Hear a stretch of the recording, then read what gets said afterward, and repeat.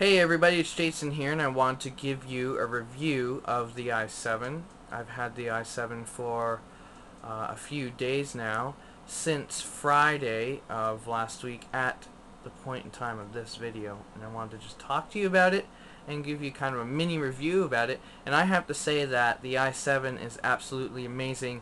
I absolutely love it. At first, when I was considering the i7, I really didn't know if I really wanted to, because of the price and everything, and I had a Q6600 quad core at the time, and I was looking at reviews, and there seems to be a lot of positive reviews and everything about it. So I ended up going and getting it. It was in my budget. I got it, and I am just completely amazed by it. It is the i7 920, and it is an awesome, awesome processor. It's actually cut my workload in half. Now, I'll let you have a look at it here.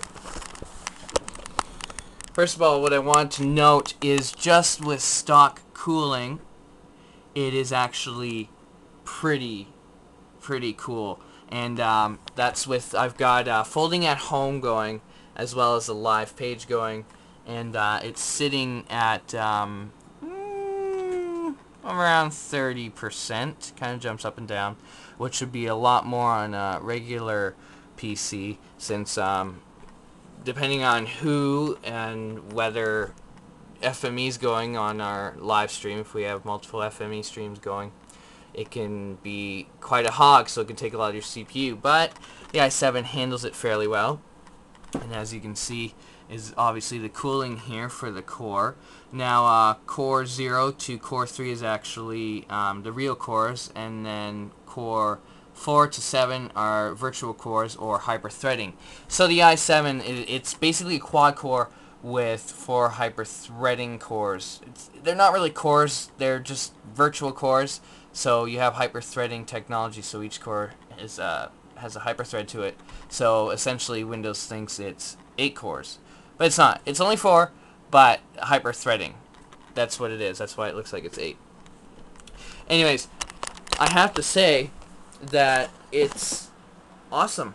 I happen to enjoy the i7 a lot, and I think it does a great job. It's actually cut my workload in half, because I do audio and video editing and stuff, and I use Fruity Loops as well, and it's actually cut my sample rate down from 420 to 122 samples, which is great, because the less the samples, the less latency you had. I even had it at the bare minimum from the ASO driver, which does use CPU usage to keep your latency low instead of running it through the sound card. I had it at 64, which was the lowest, and it worked for lower end type music stuff.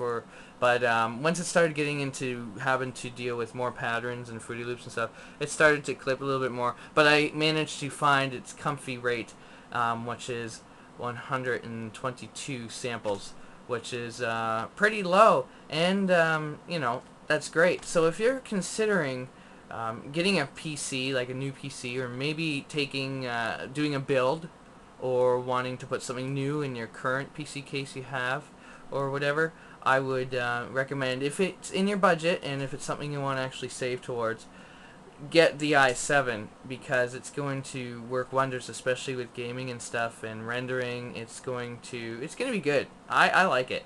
It's cool. I'm running Windows 7 right now on it, and Windows 7 runs perfect. It runs awesome on it.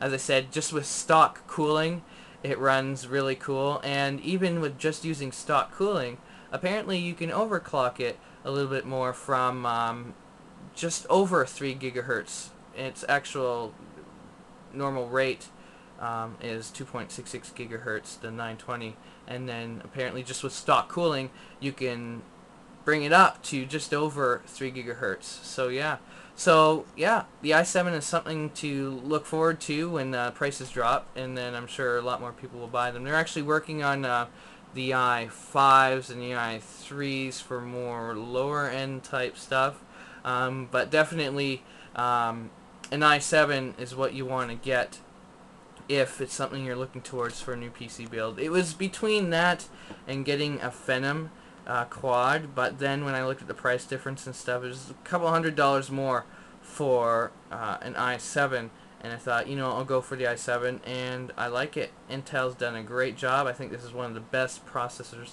they've ever made. So yeah. If you like this review and our videos, why not subscribe? Our YouTube channel is youtube.com/McInTEC. Subscribe today. Check out our website, McInTEC.net, and our live streams at live.McInTEC.net. We'll chat at you later.